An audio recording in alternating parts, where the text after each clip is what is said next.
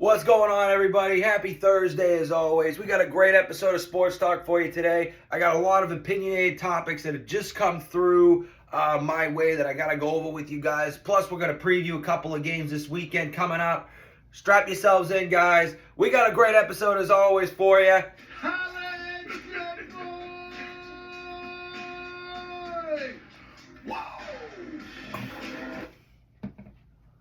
Guys, I hope everybody's having a great start to their, not start to their weekend, but I hope everybody's having a great week so far, as always, I do want to say, though, first things first, I know you guys are probably seeing my shirt, so this is something I never thought I would live to see the day, right? So, I'm wearing a Travis Hunter, Colorado, Buffalo shirt right now. And for those of you that need a little bit of proof, as you can see on the back. So, for years and years, I never thought I would live to see the day that I would be wearing a college apparel shirt with somebody's name on the back of it. Because for a long, long time, for those of you that don't know, college players were not allowed to have apparel or anything with their names on it at all. That was not allowed. That just changed about a few years ago. So now you can actually buy like your favorite player's jersey, shirt, whatever, and they're in college, So, like I said, I'm wearing Travis Hunter, and for those of you who don't know about Travis Hunter, this guy's legit. Like, this kid's good.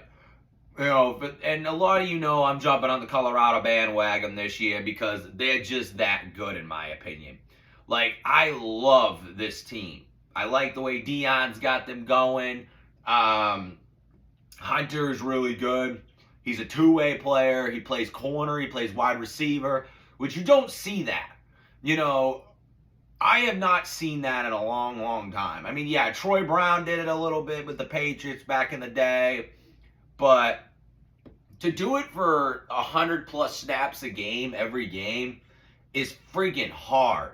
Like, that's just shows the athleticism this kid has. I mean, granted, he was the number 1 recruit coming out of high school in 2022. He's a true sophomore. Like, he literally is taking the NCAA by storm. Yeah, he's going to be out for a little bit because he's hurt. Last game against Colorado State, he ended up got a huge hit on him, and his liver got lacerated. So he had a cut in his liver. He had to go to the hospital, and they had to stitch him back up and everything. But he's good now. But they said he's going to be out for a couple of weeks just to recover and everything like that, which I understand. I understand that. Speaking of Colorado, that's the first game I want to go over with you guys this coming weekend. Against the mighty Oregon Ducks. This is a top 25 matchup. What I'm looking at from both teams is Oregon with Bo Nix. Can they protect their house? Because they're playing this game in Oregon at the Autzen Zoo, which is the nickname of Oregon's home stadium. Now, can the Ducks protect their house against the mighty Colorado Buffaloes? Because right now, Colorado's running high. At 3-0, they had a tough game against Colorado State. It was an in-state rivalry game. It went to double overtime. Colorado pulled it off. I'm going to be interested to see what they can do against an actual team. Yeah, they beat TCU first game of the year, but to me, TCU is not that good this year. TCU does not have the same team they had last year that went to the national championship. They just don't. They beat Nebraska. Nebraska fucking sucks. They've sucked for a long, long time. So, to me, I don't count that either. And then even this game against Colorado State, I'm kind of like, okay, is Colorado for real? Are they for real? I think they can be, but they have to prove it to me this week and next week. Because this week they got Oregon, next week they got USC. Those are the two toughest tests of their schedule all year.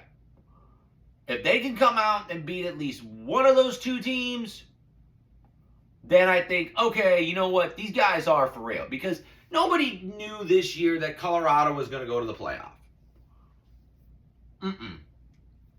Not going to happen. Nobody expected it.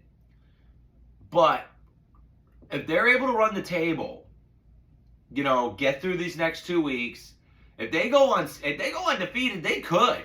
Like, I could see it. I could see them winning the Pac-12 championship. And yeah, it would be interesting for sure. It would be very interesting. But again, that's going to remain to be seen. So we got to see what happens here. Let's just take it week by week for right now. My prediction, I think it's going to be a close one. I'm going to put it, though, I have a feeling Oregon's going to win. Honestly, I think Bo Nix is just really good right now. Don't get me wrong, I'm not trying to take anything away from Shedeur Sanders. I think he's a great quarterback. But I think Oregon is just going to be too tough of a team to for Colorado to withstand. I mean, granted, unless they played them as good as Texas Tech did, which Texas Tech should have beat them. But I don't know. It depends on what Deion's got in store for these guys. We'll see. We'll definitely see, though, guys. I'll be definitely watching. That game starts, I think it's 2:30 kickoff. Yeah, 2:30 Central Time, 3:30 Eastern Time for those of my followers on the East Coast. Kickoff for that game. Staying in college, I want to talk about Texas and Baylor. So this is a big rivalry game. All right, this is in Waco, where the Baylor Bears play, McLean Stadium. Always tough. Both teams always play each other tough. Texas is riding high still. They beat Wyoming last week. Week before, they knocked off Alabama. Texas is number 3 in the nation right now. Can they keep it up? Is Texas back? Is the question. We'll see. Because they kind of got a tough stretch. They got a lot of trap games coming up the next couple of weeks. So they got Baylor tomorrow. The following week, they got to play BYU. BYU is another trap game because they always are a sneaky team. Then they got Kansas. Then it's the Red River rivalry. Or no, hang on.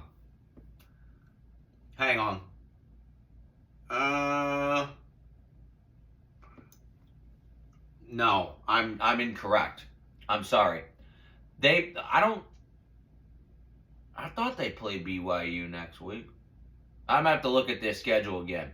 I know the Red River rivalry is coming up though, and that's normally always the second week of October. So I'm thinking, yeah. Well, they got some tough games. That OU game is going to be really tough, and this is one reason why. OU is looking for blood. You got to think last year, 49-0. Texas beat them 49-0. OU's got that in the back of their mind. And when they come here to Dallas, Texas, to play at the Cotton Bowl, that's all they're going to be thinking. They're going to be like, we want to beat the hell out of these guys for what they did to us last year. Now, Texas is still good. That's going to be a game I'm looking forward to see. But going back to Texas Baylor, I think Texas will sneak one out. I think it's going to be a close game, though. But I do think Texas will end up ultimately winning. They may drop a little bit in the rankings because of it, but I do believe they're going to win. It'll be close, though. That's a night game that starts 7:30 Eastern, 6:30 Central. Also, we got Notre Dame and Ohio State this week. This is a rematch of last year. They played the first week of last season. Notre Dame lost very close game to them. I want to see what Notre Dame can do. Can Notre Dame keep riding the wave they're riding? Because to me, they ain't played nobody yet. Okay, you played Central Michigan. You played Navy. You played North Carolina State. Big deal. This is their first test. But I will say this, and I've talked to a couple of Notre Dame fans already about this. If Notre Dame can beat Ohio State the rest of the year, they're going undefeated. Because looking at their schedule after Notre Dame, or after Ohio State, sorry, they can go undefeated. Duke's going to be a little tough. Clemson's going to be a little tough, but I think they can beat those teams. So, yeah, I do believe that. I'm not going to put a score on this game, though, guys, because it's going to be a tough game. Ohio State's good. Are they as good as last year? No, because they lost a lot of players. But they still got that bad man, Marvin Harrison Jr. at wide receiver. That's a bad man right there. If Notre Dame can stop him, they win that game. Because their quarterback, Sam Hartman at Notre Dame, he's playing good right now. He's playing good. We'll see, though. It's another game I'm definitely going to be keeping my eye out, though, for y'all. But I want to move on to the NFL now. I got the Thursday night game this week. Giants and 49ers. Okay. Danny Dimes. Okay. Can Danny Dimes keep up the momentum like they did last week? With that comeback win they did against Arizona. Granted, again, it was Arizona. They're playing the Niners. I don't think Danny Dimes can withstand the Niners defense. The Niners probably got the best defense in football right now. Them and Dallas. Those are probably the two best defenses in football right now. Now, it's going to be interesting to see. I do believe the Niners will win, though. Definitely, I do think they're going to win. I don't think there's going to be a question about it. I think the Niners are going to win that game. I don't know by how much, but I could see it either being really close or really, really bad for the Giants, honestly. It can go both ways. It just depends on which Danny Dimes shows up. Now, they also don't have Saquon Barkley, who's pretty much their offense. So, Danny Dimes is really going to have to, come up with some plays to be able to push these guys forward. I just don't think he can do it. I really don't. I don't think the Giants have the talent. So, coming out of this game, yeah, the Niners are probably going to win. My personal opinion. The Niners are going to win this game. Speaking of Dallas, oh, God. Do I even want to go over their game this week? They're playing Arizona. Okay.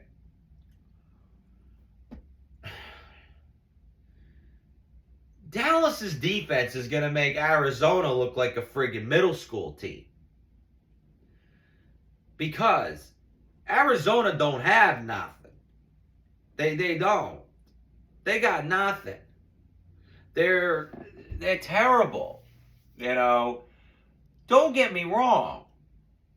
They're good in some ways, but not in every way. And that's me being nice. Because everybody knows Arizona's tanking. Dallas's defense might force 7 freaking turnovers on them. So for those of you that have Dallas's defense in fantasy football, you might want to start them this week. Because that's going to be bad. I can see it. Dallas's defense will probably force 7 turnovers on the Cardinals. They have forced 7 turnovers in the past 2 games. They're going to feast. Now, can Dallas's offense capitalize on those turnovers? That remains to be seen. I think they can. Because I think Dallas is getting better as the weeks go on. To me, it looks like they are getting better. But this goes back to what I always say about all you Cowboy fans. All y'all Cowboy fans out there. Just wait.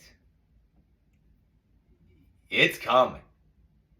It's the circle of life, guys, when it comes to the Dallas Cowboys, okay? And for those of you that don't know, I'm gonna tell y'all a little story, all right?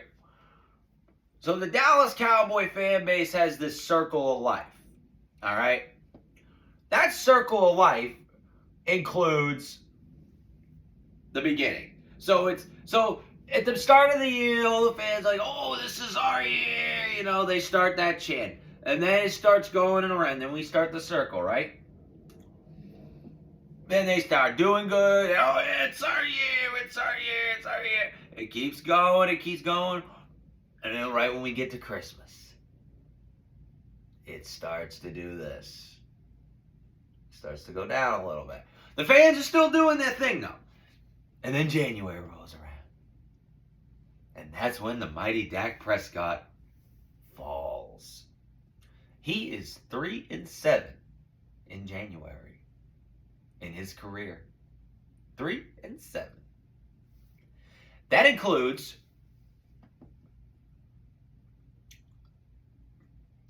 2 playoff wins and 1 regular season win in his whole career. Dak Prescott has only won 2 playoff games in 7 years. 2. He beat the Seahawks one year, Russell Wilson, and then last year beat Tom Brady and the Tampa Bay Buccaneers. 2 playoff wins his whole career. 3-7 in the month of January, guys. 3-7.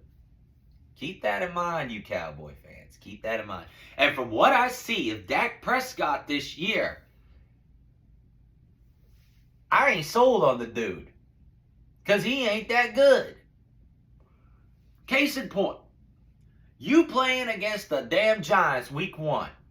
You throw only 14 of 23 passes.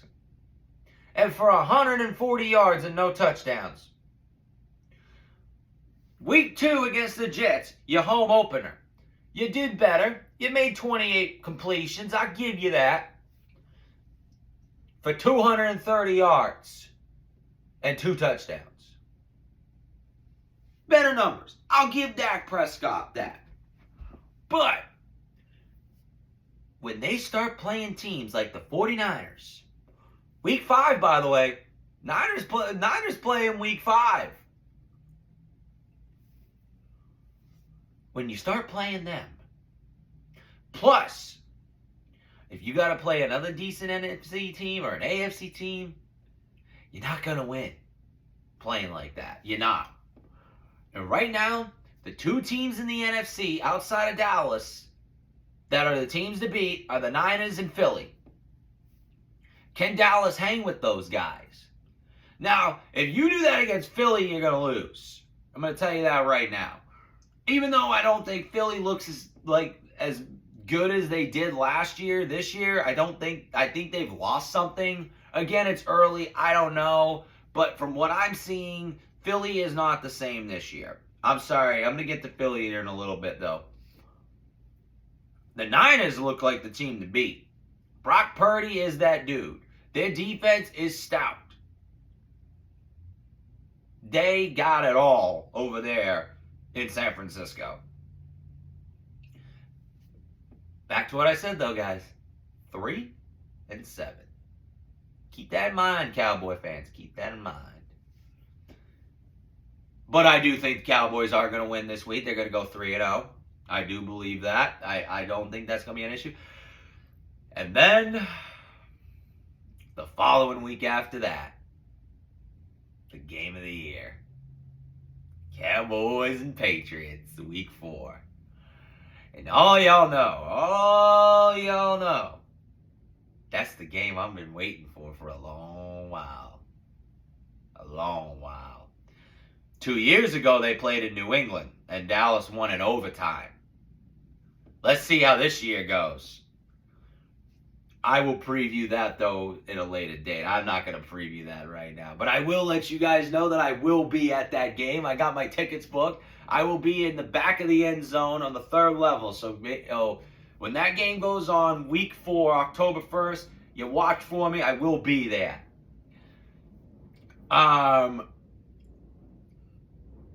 Speaking of Patriots. Whew, they got the Jets. That is one team that Bill does never lose to. No Aaron Rodgers, Zach Wilson. Our defense will have a field day with them. Our defense has been really, really stout this year. We've done good against Jalen Hurts and against Tua. I think our defense is going to feast against Zach Wilson. Plus, we're going to have a healthy offensive line this week.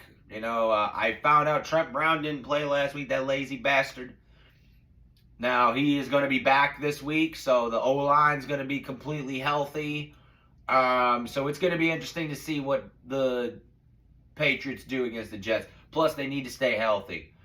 They got to be healthy for that Cowboys game week 4. They got to. But I'm going to put a score on this one. I think New England will come out with a win. I think it's going to be 20... I'm going to say 28-20. I think is going to be the final score of this game. I think it's going to be 28-20. That's my prediction, though. Looking at the Patriots, I think they get, like I said, Belichick. I know Belichick. He don't like losing to the Jets. He don't. That's one team he does not lose to, is the Jets. Now, again, we'll see, though, guys, what happens. I'll be definitely keeping my eye out on that game. Another game I want to go over is the Monday night game. Eagles, Buccaneers. Luke Anderson, shout out to you, buddy. Yeah, I think the Eagles are going to make Baker Mayfield come back down to earth, and I hope they do because I fucking hate Baker Mayfield with a passion. So I will be cheering you guys on this week. I think it's going to be another good win for you guys. You start 3-0.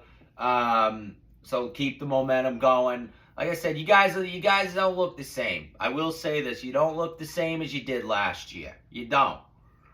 But I am excited to see what y'all can do as the season unfolds. And I do think, again, you guys are one of the best teams in the NFC, if not the whole league. A lot of people got you guys picked to win the Super Bowl this year, So we will definitely see how that unfolds for sure. I did get this topic, and and I wanted to go ahead and talk about this for a little bit. This has to do with a team I don't normally talk about, and that's the Chicago Bears. So, the Chicago Bears are having a little bit of a rough time right now with Justin Fields, their quarterback. So, Justin Fields is a little upset. He's not happy with the play calling. He thinks that the coaches don't want to, utilize his skills, yada, yada, yada. Here's the thing. Justin Fields is a good player. And I do kind of agree with him. I think he is being underutilized. Now, don't get me wrong. The organization of the Bears is trash. I found this out last night, guys, and y'all are gonna shit your pants from what I'm about to tell you. Their owner is the daughter of George Papa Bear Hallis. You know how old this woman is? 100 years old. Their owner is 100 fucking years old, and she's still running the team. Now, I'm sorry. I'm all for people that are elderly like that to do what they love. But for Christ's sakes, 100 years old? Jesus Christ. That's why the Bears are trash. Because you got all these old-ass owners that are stuck in their ways. My God, Papa Bear Hallis was born in the 1800s. He was born in the late 1800s. And his fucking daughter's still alive. And 100 years old. She was born in 1923. Just had her 100th birthday in January. Isn't that insane? Justin Fields, I feel bad for. I really do. Because he's a good quarterback.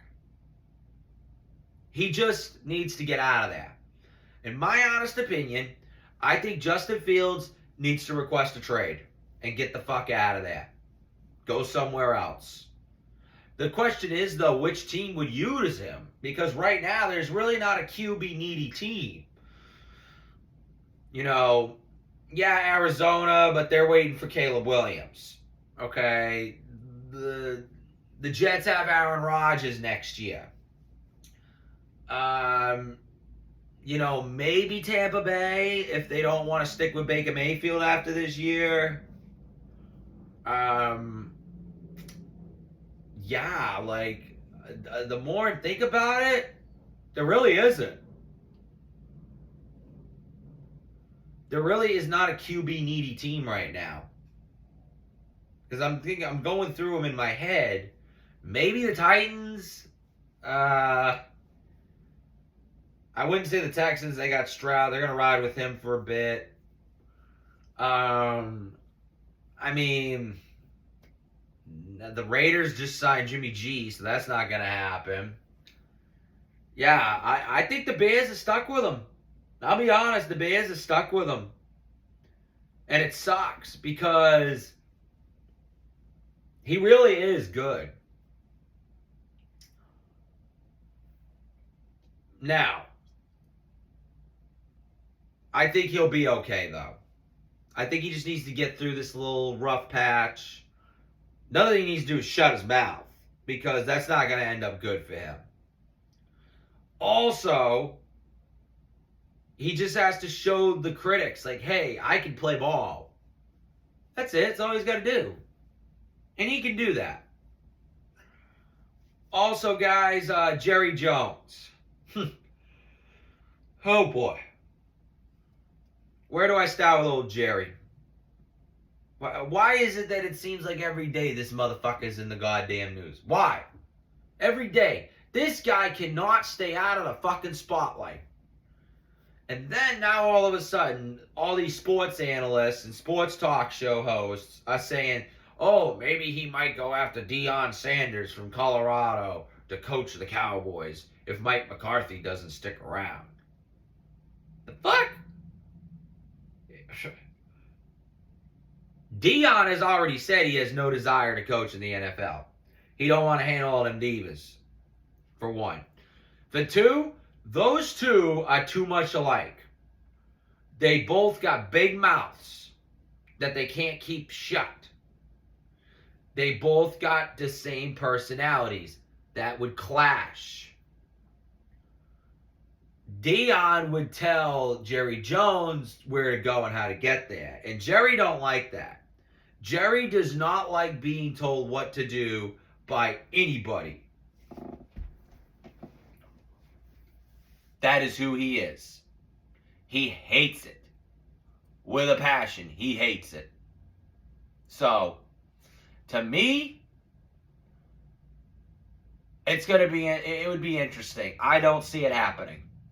Now, if you guys want to give me your comments on that, you're more than welcome to, but I don't believe Jerry Jones and all you Cowboys fans that get all hyped up over every little thing that you hear, you might want to let this one go. Deion Sanders is not walking through that door anytime sooner to help y'all. So you might want to let that go. Just saying. Guys, that's all I have for today, though. I'm going to have another episode for y'all next week. We're going to go over all the action from this coming weekend, of course, as always. Beautiful day down here in Texas, guys. It's in the 90s. It's sunny. It's really nice. And just everybody have a great weekend. I will talk to you all later, all right?